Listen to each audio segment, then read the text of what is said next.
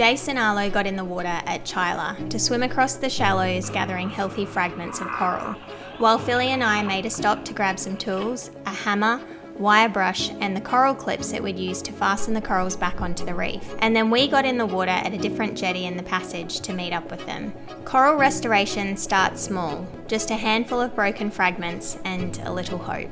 After recent storms, we set out to collect the naturally broken corals from our reef, giving them a second chance to grow. Studies show that coral fragments have a much higher survival rate when reattached quickly, before they get smothered by algae or swept away. Originally, we had planned to work near the point, but the swell made things really tricky.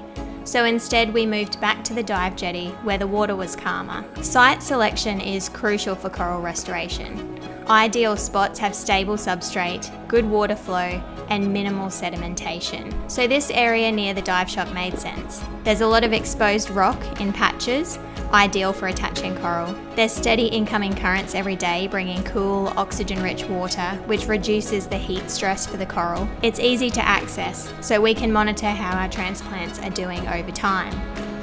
This was our first real attempt at coral gardening, and we learned a lot, mostly by making mistakes. Our fragments were much too big. Larger pieces don't attach as securely and they're more likely to break off in strong currents. Research suggests that smaller fragments, about 2 to 5 centimetres, have higher survival rates because they stabilise faster. We may not have cleaned the substrate enough. For corals to successfully attach, the rock surface needs to be free from algae and sediment. We were using a wire brush, which helps to expose the fresh calcium carbonate, giving coral polyps a better grip. But I think maybe what we needed to do was clean a larger area around where we were attaching the coral. High current zones need extra care. While the steady water flow is good, strong currents can dislodge fragments before they anchor. So in future attempts we may need additional fastening techniques or just choose a more sheltered microhabitat. I also think that if we're using smaller fragments, they'd be less likely to break away. Despite the challenges, this was just the beginning.